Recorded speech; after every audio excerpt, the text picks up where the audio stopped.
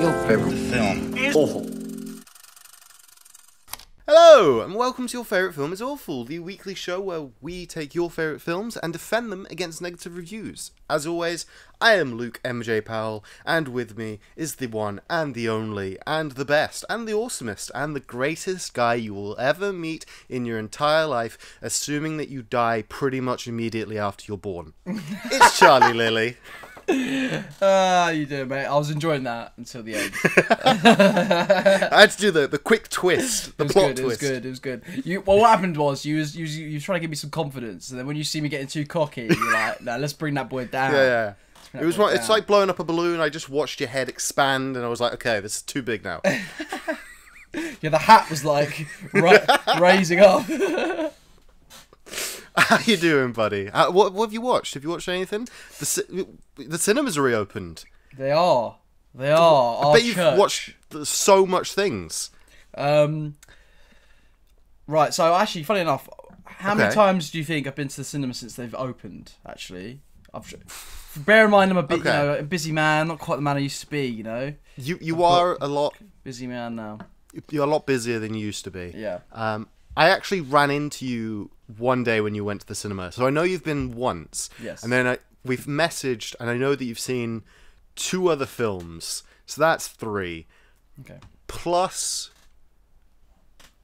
I'm going to say a solid 5. 5? You're going with 5? No, that's not enough. How long have cinemas been open? Cinemas been open like a week? Yeah. 2 weeks now. No, a week and a half. A week.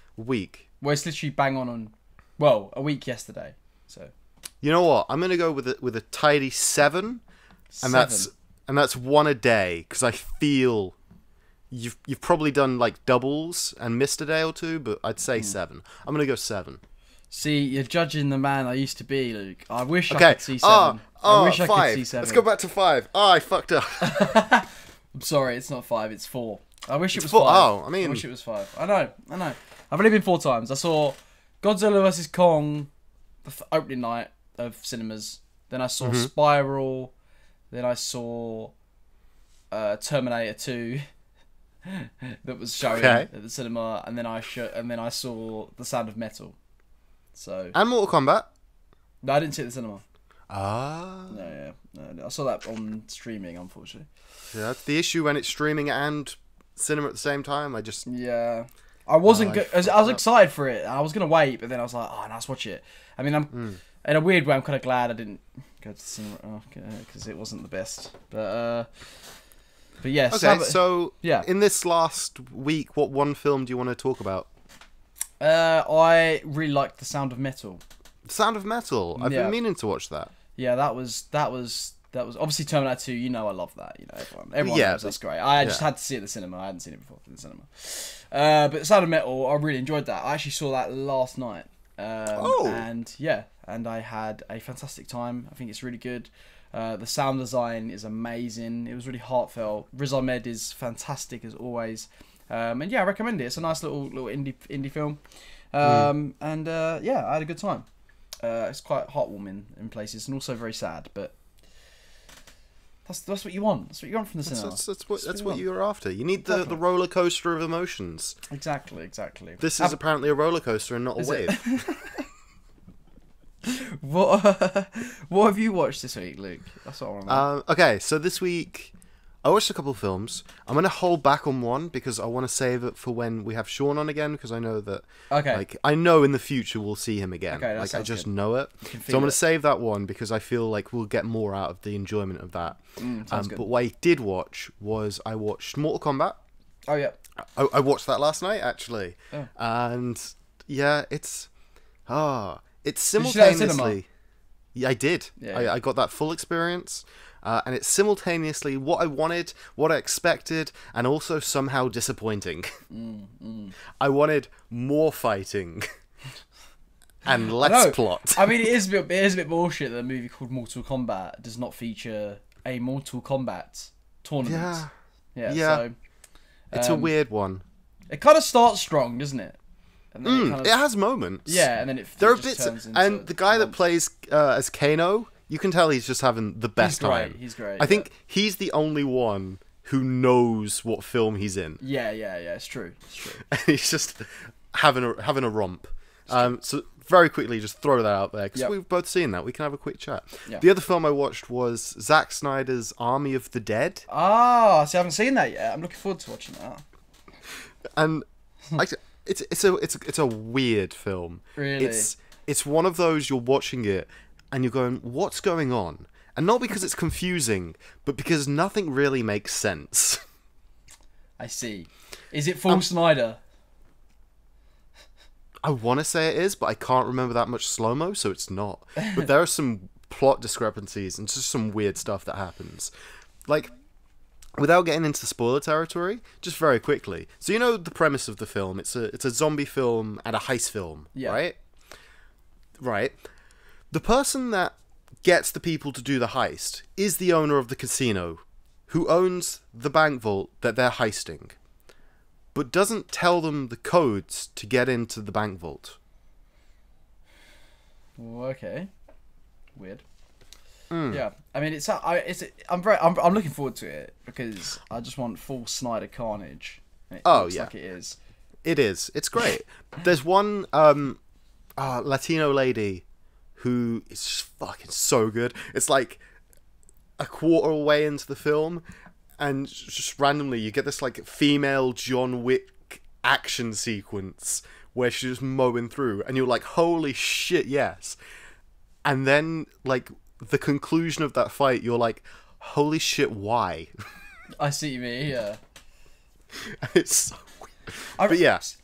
So I googled the other day if Army of the Dead is coming out in cinemas in the UK. Right. I couldn't find anything, so I don't know if it actually is coming out. But whilst I was googling that, something else popped up that intrigued me, and I don't want you to spoil it just in case it's, you know, it's not really a spoiler, it's just a filmmaking thing. Okay, but Stoneface. A thing come up that said, why is most of Army of the Dead like out of focus or something? And people, it was like, don't worry, it's not your TV, this is a choice sort of thing. So yeah, is this a thing? Is there something to do with that? Okay. Okay, I'm looking forward to it. It just is. It's just a real close focal range. Anything further than a foot away, it just isn't quite in focus. It's not quite there. I see. Yeah, it's real shallow. Right, we've spoken enough. Enough of this idle chit chat. Okay. Fan submitted film, potentially one of the most important fans that we will ever have, because this film comes from my mother. My mother submitted this film, and thus, like, no matter who else loves this film, and I'm sure there are many people out there. We have 2 Patreons who are giving us money, so like, big up them, they love us. But this one's pretty important because without her, I wouldn't be here. and we can't really, you can't be horrible about it. These reviews, they can't be. How could they be mean to? I don't know. Like, you know, I found some. But like, I don't know how. I don't know how anybody has had the gall to go against my mother. How dare they? Get out of here. Anyway, as the title suggests, the film is 1 Hour Photo, the 2002 Robin Williams vehicle. But that's not for me to say. It's for Charlie to say, because you're the one that says plots. So what is the plot of... Damn it, I always forget. 1 Hour Photo. Oh, shit, I should have wrote down a premise for an idea. But it's okay, I'll do it off the top of my head. So, 1 Hour Photo, which is always fun, isn't it, Luke? We always enjoy that. 1 Hour Photo is about a... Well, first of all, guys, this is set in 2002, I believe. This movie came out in 2002. So, film still exists. Film cameras still exist. Film, digital is on the horizon. So this movie is about a guy who works as a film developer for like photos in like a sort of Walmart type place. And he develops pictures for this lady that comes in every day. But it gets a bit weird because he kind of keeps a few of the pictures and he kind of stalks this lady and her family quite a bit. Things then get a bit weird as he sort of starts to uncover a mystery within the family, and gets a bit creepy with them. I mean, I was about to spoil something that I think probably isn't the premise of it, so I'm not gonna do that. So, but I think that's enough. I think that's enough. Yeah. It's a photo developer. Enough. I think that's enough, right? And the photo developer is played by Robin Williams. The late great Robin Williams. Yes, exactly. So good. And he's fantastic in this movie. Just to open with that straight away before this review. He's so good. Start going in. But yeah, that is a general premise. I almost feel like even though anybody that listens to this podcast and watches us on the YouTubes, like they only click on it if they've seen the film. But I feel like that plot was so well put together that if you haven't seen it, you could still watch the film without spoilers. Oh, good. I'm glad that you felt that way, because I was, when the spot was there, I was like, shit, how am I going to make that interesting? Right. Somehow, I did manage to find negative reviews, as I already said. One of them is from Tom. It is a 1.5 star, so it's one of the nicer ones that I find. The problem with this movie is that it makes you feel awkward and uncomfortable. People watch movies to feel happy, sad, scared, excited, but not uncomfortable. Critics can keep saying how Robin Williams did an excellent job, but this movie is still crap, and I am rating the movie, not the actors in it. Okay. I mean, obviously, I disagree with that. I definitely think the most important movies are the ones that challenge you and make you feel uncomfortable. And I think to create that feeling is a masterstroke of the director, the actor, the filmmaking, the writing. They are all things that create that sense of uncomfortable. This could have not worked. This could have been funny. It could have been silly. You know what I mean? But there is, I think, what I really like about the way it's structured is that you open with Robin Williams' character in the police interrogation room, and something's happened, obviously, because in the interrogation room he's a bit of a weird dude, and then you cut to what happened, essentially. And the whole time from the first half of the movie is like just pure dread, because that this guy is not quite all there. This is a guy's lonely guy. He doesn't quite understand social interaction as much, but he's kind of sweet in certain ways, but it's kind of weird because of the way he is. I think Williams it's that, is like, perfectly cast. Lonely guy being sweet, but it comes off a bit creepy because he's this lonely guy. Yeah, and kind of like doesn't know the boundaries of you shouldn't really do that. This is not kind of how the world works. In a weird way, where it's like, even though he's trying to do a nice thing, it's like there's too many other implications to you doing that thing. For example, like when he goes to visit the son at the football game. Oh, and the coach is like, "Are you okay?" to the kid, because it doesn't look good that this random stranger is talking to this little kid and giving him a toy. No. So it's things like that. Whereas I think that, and what I like about it is you don't know what he's done. This guy's not all there, but you're kind of watching it, and there's a dread. That's where the uncomfortable feeling comes from, and I think that's what this review is talking about. I mean, it's weird that he thinks that movies shouldn't make you feel uncomfortable. That's such a strange thing to say. Like, how could you feel scared without feeling uncomfortable? And as this is a psychological thriller, that's sort of the angle it's going for. It's that, like, on the precipice of being a horror, and like the realism of it all. It's like, it's so there that it is like a gnat's nut away from being a horror film. I mean, this movie is very much influenced by... This movie very much comes from the school of Hitchcock. It's very Hitchcock inspired. It's very Brian De Palma. Which I think is interesting, because there's a few things I just want to talk about with this movie. The first thing is that this is directed by, I believe, I might butcher the last name. I'm terrible with last names, people. I believe it's Mark Romanek. I believe that's his name. Now, this guy is one of the greatest sort of music video directors. He directed like 99 Problems by Jay-Z. He's directed Lenny Kravitz songs. He's directed Can't Stop by Red Hot Chili Peppers music video. Like, you name it. Madonna, I think he's directed for. He's directed like some of the biggest names in... He did the Closer music video for 9 Inch Nails, which, funny enough, they were going to do a score for... They did a score for the movie. Trent Reznor did a score for the movie, but they didn't use it in the end. So, weird. Yeah, weird. But yeah, what I think is interesting, to connect to the Brian De Palma thing, is that Mark Romanek, Brian De Palma made a movie called Home Movies, and basically the idea behind this film was that his students that he was teaching when he was lecturing, Brian De Palma, he was going to get them to make a movie, and basically help them make a feature film.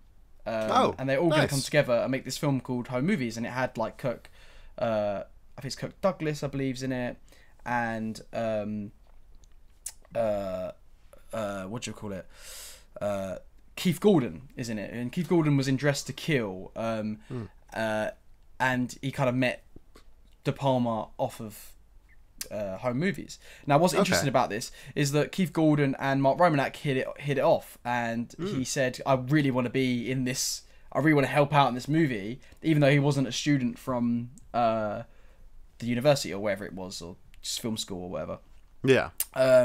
So he ended up being a production assistant on Home Movies, directed by Brian De Palma. So it's funny that he then went on to make this movie, which is very heavily influenced by Brian De Palma, I believe, and Hitchcock, in terms of the perverse aspect of like taking photos of people, the sort of sexual aspect to it, the following, the stalking. These are very much themes of Hitchcock and De Palma, which is kind of like they're kind of metaphors for film itself and its inherent perverse nature in, you know, filming people's lives, you know what I mean, and telling them. And I just thought that was really interesting. I thought it was a fun fact, because I thought that, you know, this movie is very much like that. And, you know, he worked on a Brian De Palma movie with Brian De Palma. He was kind of taught by him, essentially. So I thought that was interesting. And I thought it was interesting, obviously, that I think what's crazy is that he only directed 3 movies. One in 1986 called Static. This one in 2002, 1 Hour Photo, and then in 2010 he directed a movie, and he's only directed, so big gaps in between. And then in between that he did like Justin Timberlake music videos and Jay-Z music videos. It might be that, like, I don't know how well these did at the box office sort of thing. So it might be a case of he's doing music videos to be financially successful. And then these are like mini passion projects. Because what you're saying is that he was greatly influenced by another piece of media, so he probably saw that and went, "Hey, I want to make one of these." And ergo, 1 Hour Photo is born. Exactly. I just thought that was very fascinating, because I kept saying, I was watching it, and I kept saying, like, this movie was very Hitchcock, very De Palma. It's very influenced by that, and then just to find out that he also is a student of him, essentially, was it made a lot of sense. But I mean, it makes sense. You're going to be influenced by your influencers, so it's what a way to say those words. You're going to be influenced by influencers. That's almost why they're not called Instagram that. Influencers. Can you imagine? I mean, have you seen what some of the people out there are doing these days? It's crazy. It's crazy. But what was I going to say?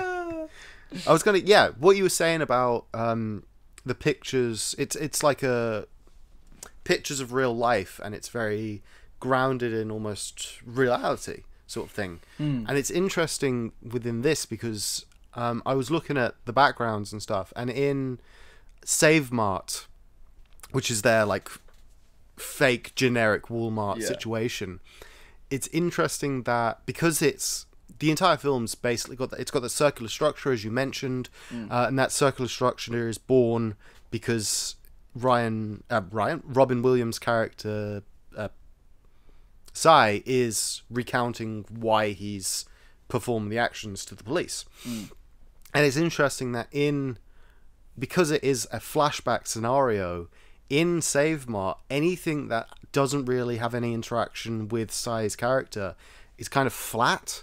So if you look at like all the other alleyways, are they called alleyways in shopping I get centers? What you mean. Yeah, in aisles. Aisles. Yeah.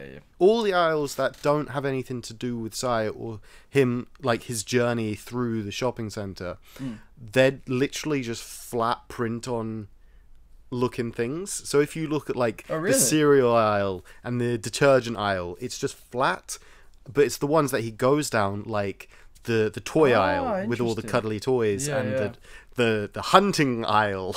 Yeah. And then of course his little photo island. Yeah. Like those are the ones that have definition. Yeah. Which I found really interesting. Going back to Tom though, and I think you kind of touched on it as well. His final line was, "I'm rating the movie, not the actors in it," because critics kept saying that Robin Williams did an excellent job in the film. Yeah. And you kind of touched on it as well, that it's his performance that elevates the entire piece. And I mentioned it like from the off. This is why do I keep wanting to say Robin Williams vehicle, and he's running the show. Yeah. Like you get a lot of scenes with the kid and with the family to get like context for his actions. But this is purely Robin Williams' film on this, and it's so good. But it wouldn't work. It wouldn't work if he didn't give that great performance. Yeah, it wouldn't work exactly. It solely relies on that performance working. If it doesn't work, then that's why the reviews are like praising his performance, because if that doesn't work, then the movie doesn't work. You know what I mean? But then obviously this guy doesn't feel that way. He feels that the movie doesn't work anyway. I mean, I do have kind of questions. I do understand. I do have like kind of things I'm not sure about, particularly to do with the way it wraps up. But I very much enjoyed the ride up until that point. So I do understand, kind of thing. To go off on a tangent, yeah. Let's do something a bit different. Okay. Because neither of us have the answers, but we can both speculate. Okay. What questions? What didn't you like about the ending? I think it's more just like how it come together, like in terms of, I wasn't sure whether the like kind of what he was trying to do in terms of why did he send the photo to the little girl to the boss, because like surely he knew that the police would come after him, and he put himself into trouble, whereas he could have done everything that he did without the police being involved per se. Do you know what I mean? In terms of like, he could have done all that, and obviously they called the police afterwards, but like, do you know what I mean? Like, he kind of... Well, yeah, if he didn't give those photos in, they wouldn't have investigated him, they wouldn't have gone to his house, found all the photos, so they wouldn't have looked for the affair, they wouldn't have caught him. Yes, exactly. I think part of it is that he wanted to be caught. In the interrogation at the end, his final monologue, like, I watched this wasn't my first viewing, I watched this when I was younger, and it never clicked with me before, but on this time viewing, because I'm a bit older now, like, that little monologue, when he's talking about, you're a good father, I bet you're a good dad, I bet you love your children, and you'd never do these things to your kids. And because none of what he's saying relates back to the movie we just watched, it was like...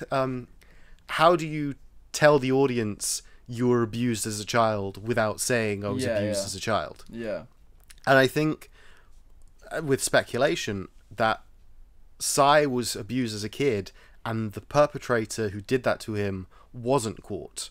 And so he's got this like injustice hanging over him. Yeah. So in this scenario, he knew what he was going to do. He knew it was wrong, and he wanted to be punished after the fact because he wanted the scales I like that. to be balanced. That's interesting. I like that. And that's how I read it this time round. That makes sense. I do like that, because I like that the movie, you're constantly flip-flopping on whether you should feel like you root for him or not. Like, you start off and you're like, he's creepy and weird, and then you kind of feel sorry for him, and then you're kind of like, oh, well, you know, he seems kind of nice, you know, he doesn't really want to hurt anyone, per se, and he's trying to... He thinks in his own weird way that he's protecting them, but he's doing fucked up things. And I think that's so interesting. And I thought it was. I think what I found particularly scary was that job position doesn't exist anymore. And I never thought of that job before, and how weird that kind of job is in terms of these people just see so much of your life in these photos that you see, I looked at that and my brain automatically updated it, and it was like, oh yeah, this is every Instagram model you see nowadays. Yeah, but they're choosing. The difference is they're choosing to upload for loads of people to see it. Yeah. Whereas the difference is like they just want these photos to live it. Like, when the porn guy comes in with all his porn, like, he's uncomfortable. Yes. Which, do you know what blew my mind? I do not. Do you know who that is? I don't, but I imagine you'll tell me. It's Jim Rash, the Dean from Community. It is Jim Rash, the Dean. It's a young Dean Rash. Yeah. I also like that Clark Gregg is in this movie, old Coulson. Yes, Coulson. I saw him and was like, I know that face. Yep. Why do I know you? Also, one of the main cops in Justified is the repairman. I forgot his name, the actor's name, I'm sorry. So I was like, what's going on with these people popping up? But yeah, do you not agree in terms of, I think it's interesting how the movie... I like that we follow this character because you never know how to feel about him. Like, he's an anti. Yeah. He's kind of an anti-hero, but also he's an anti. He's not. I'd he's say not really a vigilante. hero. It's like he's kind of. It's interesting because what he's doing is very obsessive, stalkery fan. But the difference is he's not like this. Isn't if this had been. Like, if you wanted to modernize and update, as I already said, I feel you could do this story again, but have it as a guy following a celebrity on the social medias. Yeah. And, like, goes on the internet, finds out where they live. And, like, you've got all the pieces for this film in an updated regime. But the difference is, this isn't a celebrity. This is a random family. And that's what... it makes it so good. But it is that up to that point... The only crime he's doing is stealing hundreds of photos from Save Mart. Yeah. Like, hundreds. Yeah, literally. But he's not acting on any of it. He's just being a bit creepy, a bit weird, and sad. He's that sad, pathetic character of he doesn't have anyone else. And then you kind of sympathise with him at the end when you find out why he is the way he is. Sort of thing. Exactly. Because he can't form... social interactions and bonds like he used to because of how he was sort of raised, which I think is highlighted even before then when he buys the little picture of the old picture of the lady, and then in a following scene is like, this is my mom. So like from then it's either this guy's just really weird and he's lying for the sake of lying, or something bad happened with his parents. Which then at the end it's revealed something bad happened with his parents. Yeah. It's just, But very quickly, to completely tangent and change it ever so slightly, the fact that his reality and the way he works in this world is so interesting when he delivers the photograph into Jake's pack of photos, and he follows them and they stop, and like he knows that she's seen the picture, and then he follows them to the house, and then everything is normal, and he's outside. He is a stalker watching a family he has no connection to, and he's like, what the fuck is wrong with these people? It's weird, isn't it? I like that though, because you're seeing it from his perspective, and I like this, like Joe talking about the uncomfortable, I think that's something I'm going to praise about it, making you uncomfortable. This review I didn't like, but I like that scene when he meets up with the lady in the shopping mall, and he has the book that she's been reading. Yes. And he's like, and it's like, you're like cringing at the things he's saying, or like, I guess I'm kind of like an uncle sort of thing, and it's like, no, like, it's like, buddy, you're trying too hard. It's no horrible. good. Yeah, it's horrible to watch, but Yeah, no, I just think I think he was a really interesting character, and I think that's what kept me going, was I was fascinated by this guy, and yeah, if Robin Williams didn't work, the movie doesn't work. Exactly. But to go back on to the ending, just quickly, I just want to ask you, what do you think about the photos? So, do you think he took those photos, and that they're the photos from the other camera? Because at the start they do mention that, yes. So this time round, I heard that bit, and immediately my brain went, "Oh shit, he didn't actually take any photos." Yeah. And so I had to skip back to the beginning and go, "Oh no." There are two cameras. There's one in the his hotel room, and then there's a roll of film in his bag with some nasty pictures on it. Yeah. So yes, he did. Yeah. At the end of the day. And I cut you off before you asked a question. That's fine. I mean, you got pretty much what I was saying, because I had to think about that at first. I also thought it was interesting, the line where he reads the book and he says the biggest things we fear have already happened to us, which is obviously links back to later on when you find out that he was abused and stuff. And links to his motive of why he's so overprotective over this child, and exactly. I think it's more than just the child. It's because he's watched this family grow. It's become picturesque. This is his idea of a perfect family. Well, that's emphasised by the last photo, isn't it? The last shot of the movie with him. Exactly. It's in the his photo fantasy frame. Photo. He wants to be Uncle Si, doesn't he? He wants to have a family, and he never had. It's so sad. He's an incredibly tragic character, isn't he? It's so tragic. Yes. But I think that's what makes it a bittersweet watch. Watching this. Because he's creepy as fuck. He does so fucked up shit. Do you know what I mean? He does shit that would be in any other movie, would be in a horror movie. You know what I mean? It'd be there's some fucking weird stupid shit. If he wasn't the lead, it's a full horror. Yeah, literally. If you did it from the family's perspective, it's what the fuck. But yeah, no, but I like that about it. I like that we saw it through that guy's eyes. I thought that was very interesting. It was. Yep, I think we should do another review. What do you reckon? And we shall, which is good because I just pulled it up. So this is an extract from John R. McEwan. This is the, I believe, final paragraph. The fact that this movie is incredibly slow is accentuated by the fact that its plot is pointless. A full half hour passes before anything remotely interesting happens, and when things start happening, they're only remotely interesting. There are a few creepy scenes, like one particularly disturbing image during a dream, and a tense, if implausible, psycho climax. But these moments are tiny islands in a sea of boring. The film is capped by a characteristically bland performance by ER's Eric LaSalle, who, if he is capable of showing emotion, has never shown it to me.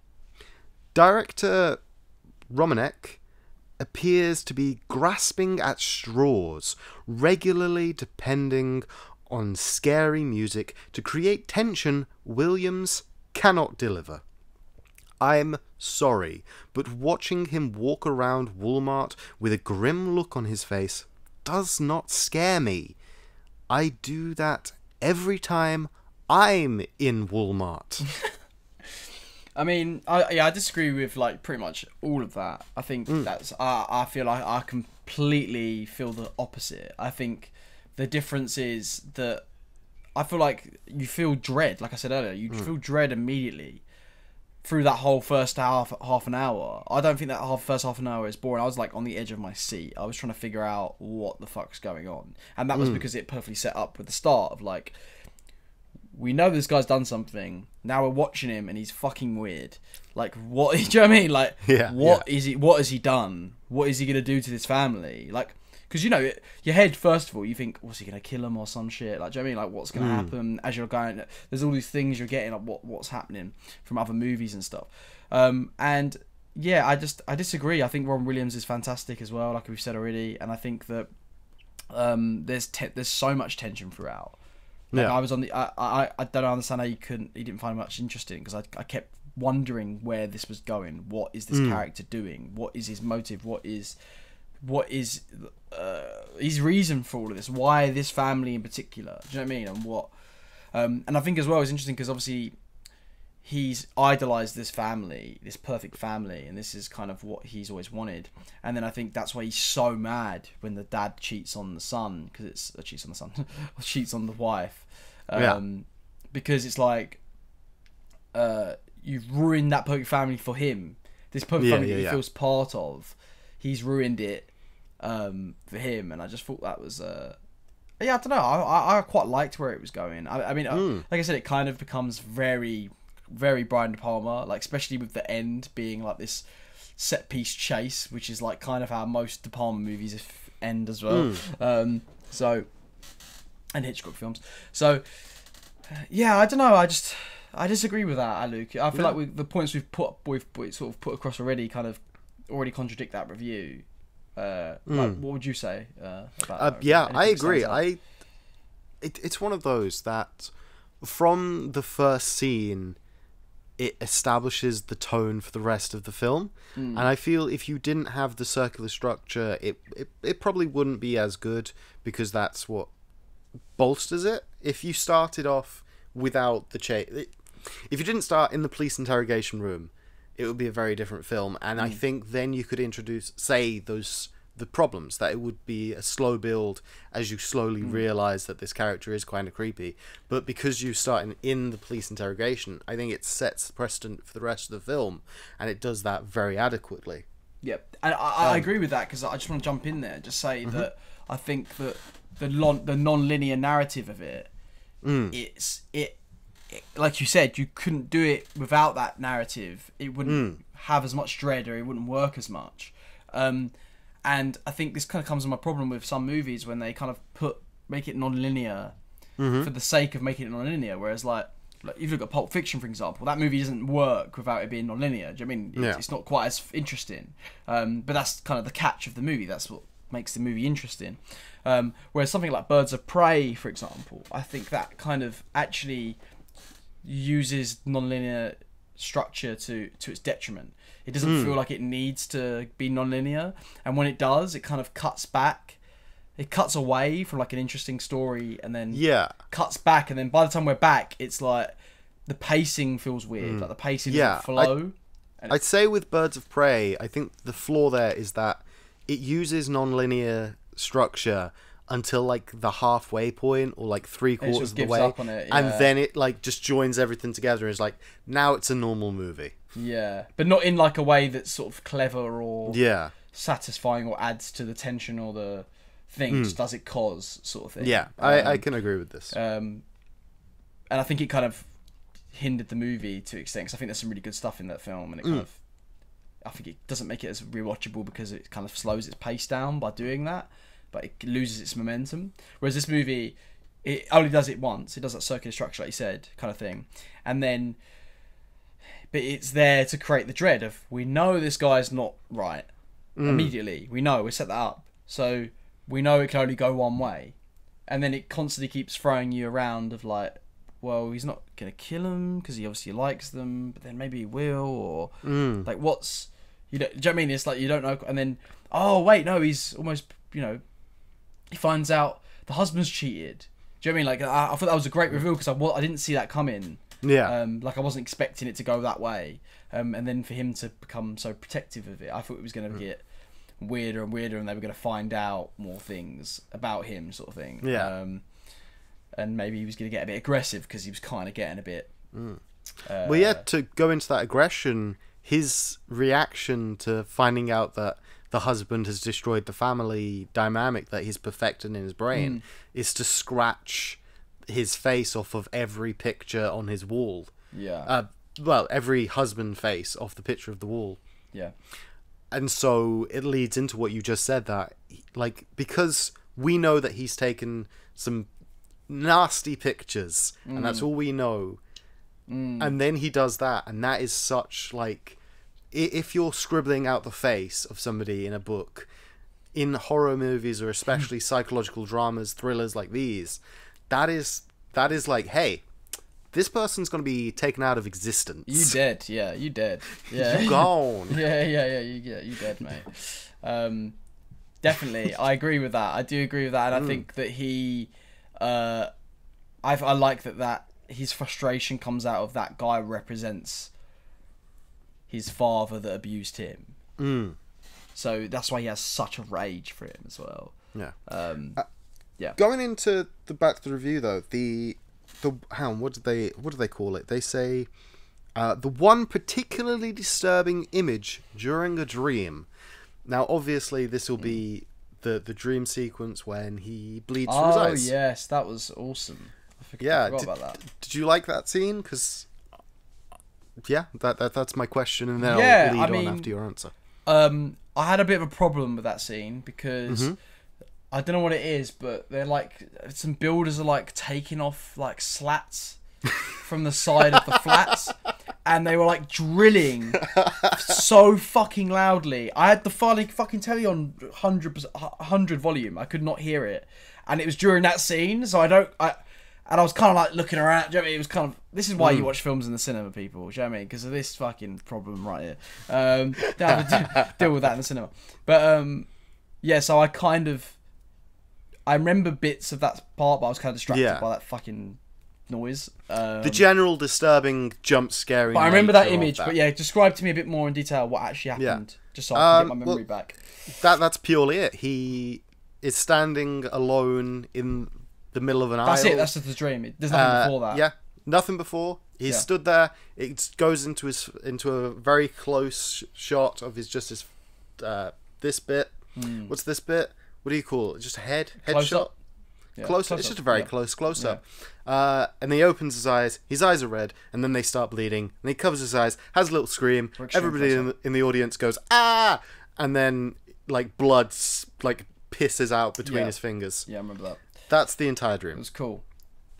What I've taken from that this time, because I don't know why, but this time I was just like, oh, that means this now. Obviously. That's why multiple viewings, I think, are important, because I think that you get so much more out of a film or a different perspective, depending on where you are in your life. I think the time in your life that you watch something, or the mood you're in, has such an influence on what you think of the movie, on how you see it. So I think rewatching things are very important. Yeah. Yeah. For me, I think that scene, and the reason it's delivered in such a way, is because Sai's character is so like weak, pathetic. It's very internal. It's like he doesn't outwardly do a lot of things apart from his little shouty match. But even then, he makes sure that the counters between, so he's not gonna have direct confrontation. I think that scene is literally showing us, the audience, that he's seeing red. And so that's why he's going to move with anger. And like, that is literally him being like, his insides and his brain going, hey, you're really pissed off. Do something about it. I think that's interesting. That's interesting, because I saw it differently, but I do like that. Do you like that? How did you see it? I saw it as that his eyes are the thing that he is using as like the most, he's being perverse about, isn't he? He's taking photos through his eyes. He's watching these people. And I saw it as like a guilt thing, as like, look, what have I done? I've kind of like repenting for his sins in his dreams. He's having nightmares of, I'm doing these wrong things of following, stalking, and taking photos of people. I mean, I think yours is probably more likely. I think yours is probably more realistic, but I think that... Yeah. That said, before you explained your meaning... Yeah. I actually fully agree with your idea as well, on that the reason his eyes have... so, the eyes, the windows of the soul, it's the camera, it's the way... Like, perfect vision. He loves his little machine, like, plus 0.3 blue is fucking up pictures. Yeah. And so... what he's seen with the husband has ruined the machine of his brain. Yeah. And so his eyes are now damaged because of what he's seen that has destroyed the perfect illusion that he's created since his abuse. Yeah. God, we got... Yeah. Man, how Yeah. can you say this film's bad? What time are we on? Okay, should we do a quick one? Let's do a quick one, yeah. Let's do a quick one. Let's see which ones of these I like the best. Yeah, let's go with that one. Okay, so this is from Laurie. We'll just do this one very quickly. It is a very offensive out of 2. I really didn't care for this one at all. I found it dark and disturbing. Yes, but mostly boring. I expected much more from this movie. Like some edge-of-the-seat action, or at least something of a plot. It was slow, dull, and downright stupid. I kept waiting for something to happen, but it just drags along, teasing you into thinking it was going somewhere. The nudity was graphic, and there was a fair amount of swearing, particularly the F-word. Don't waste your money on this one. Not even at the video store. I mean, it's weird. I mean, what do you think about that, Luke? Because I feel like it doesn't... I think they went in expecting a different film. Yeah, like I think everything they didn't like about it is kind of what makes it good. Yeah. That's kind of like what it's about. You know what I mean? It's Yeah. For me, the film is like it's a slow burn, character-driven film. Because I know there's a lot, like, me and you have spoken quite a bit about there are character-driven films and there are plot-driven films. I mean, feel they could be the two. And yeah, it's a spectrum. Yeah. And it leans both ways. Yeah. I find this very character-driven. 100%. And that's why it is a bit slower, and it's a slow burn, and it's that creeping sensation of dread, which is perpetuated from the first scene, going, hey, this guy's not a nice guy. Want to find out how nasty he is? And so like, what do they say? They say, like some edge-of-the-seat action. What film expecting? did you watch that you thought that this was going to turn into a fucking car chase? The most exciting edge-of-seat action that takes place is probably at the end when you have a chubbier man run down the ramp to try and get away from the police. Yeah, which he fails miserably at. Which he fails miserably at.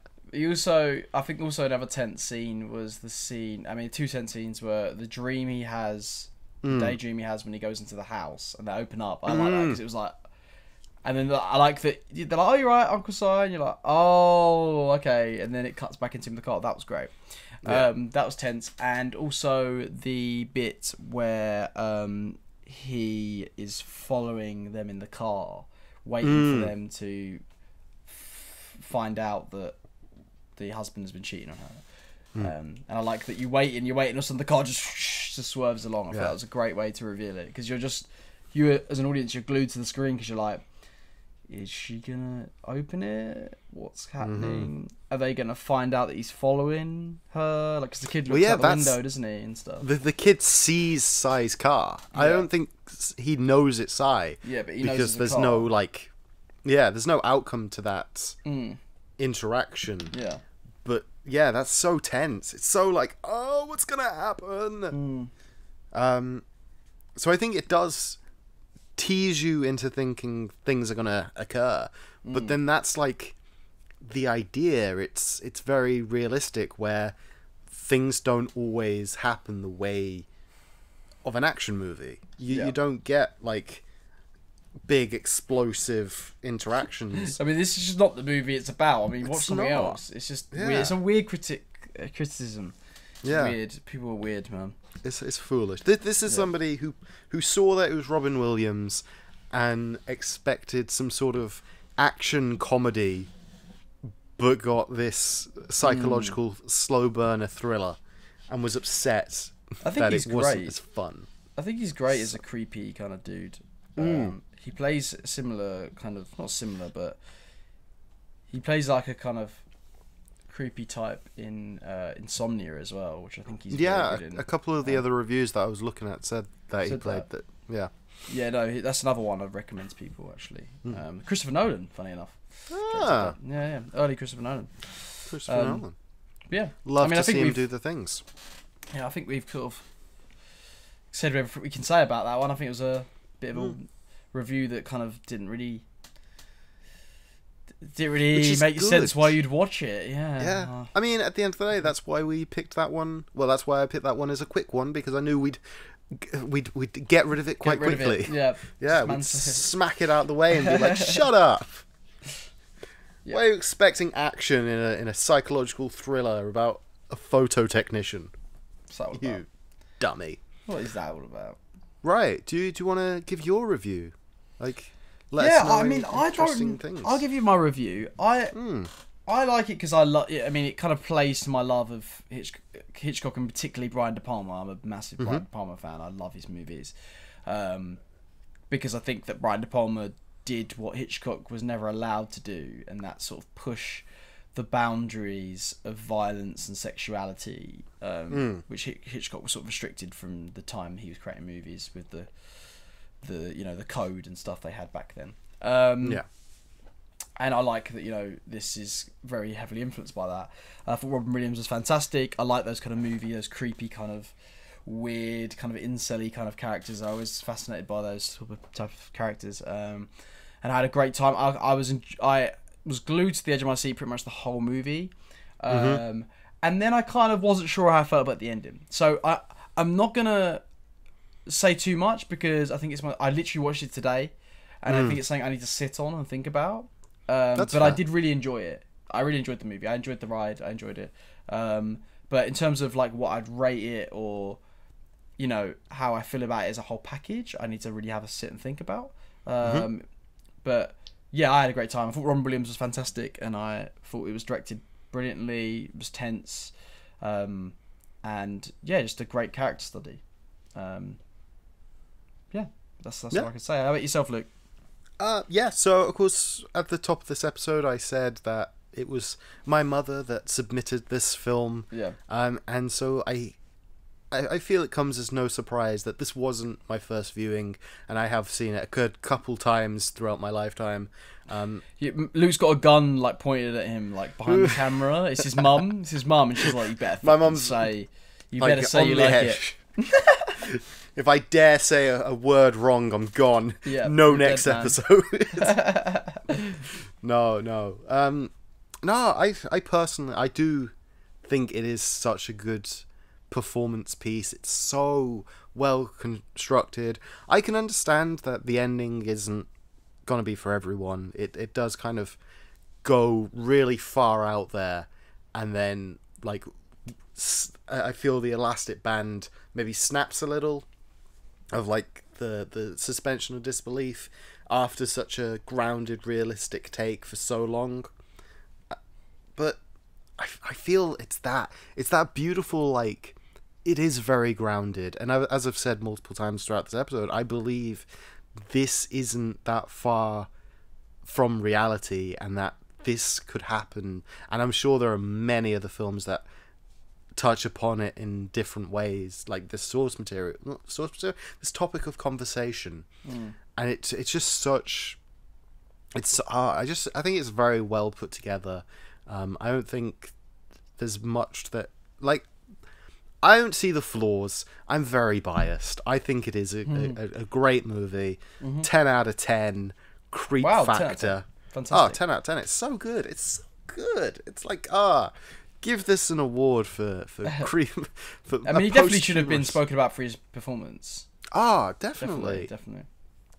In fairness, I haven't seen some of his other creepier roles. I know that Robin Williams, he was known for comedy. He was very comedic. He approached his work very enthusiastically, and he's always got that kind of lovable persona that he showed everyone. So to see him in such a dark role, it's just such a good twist, and playing against the character that the public see him as, and it's just such good range, and he plays it so adequately. It's great. Also, it's interesting that I realised that whenever there's a creepy guy, it's always one of three things. Either they got those glasses that Sai wears, it's short blonde hair, or it's long dark hair. Yeah. Those are the ingredients for a creepy guy. Yeah, it's true. And of course, the mustache. The mustache is always there, but not in this one. Yeah. In this one, they do the combination of glasses and short blonde hair, and Yeah. he is a creepy character. It's great. I love it. I couldn't sing its praises higher, but I can't because I don't know the full knowledge. But that's why you're here, because you know the film knowledge. You got that big film brain, and I got that medium-sized average viewer brain. Charlie, do you want to do the plugs? Yep, so you can find us on Twitter at FabFilmIsAwful. You can find us on Instagram, Facebook, and YouTube, Your Favourite Film Was Awful. And you can find us on Patreon, Your Favourite Film Was Awful. Exactly, Monday. Yeah. Give us money, please. Please, Give money. us money, please. Money, please. We can't beg them. Come on. We can't. I mean, if we they can. like the content, they can give us some money if they want. Yeah, Just if you keep like the lights content on. that we've been providing and you want more of it, we can start giving some Patreon stuff. We do need to have a conversation soon. Maybe think about doing some Patreon exclusive stuff or It's true. some timed exclusivity. It's true. I know, yeah, because I know we were talking about doing the film commentaries. Yeah. I think that'd be something to think about if anybody, or maybe my quiz. I want to do a quiz. Have I mentioned that I think I'd be a good quiz guy? I have so many ideas for a quiz. Charlie, you don't even understand. Well, I've got an I'm idea for a ready. quiz. I want to know what people's favourite episodes of the podcast have been. I'm Oh, curious. Yeah. I think it will help us curate what sort of content that people want to listen to. Yeah. So, And also, let us know more films, because Yeah. we're getting through the list, and there's a good couple still left on the list, but there's, a couple that we don't feel a lot of people are going to watch, and that's why we struggle every now and then. We have a little bit of a struggle, but that's beyond the point. A, give us money. B, tell us what your favourite Give us episode is. money. Amazing. C, enjoy your day. Have a nice day. Is it sunny outside? Go outside and play. Thank you for joining us on this episode. Bye-bye. Take care. Don't have to give us money if you don't want to. But, if you can. If you can. That'd be great. Yeah. There's no price tag. Just give us money if you feel like it. Thanks for watching. Bye-bye. Take care. What's your favorite film? God, that's awful. Favorite? Awful. Awful. Your favorite Film. awful.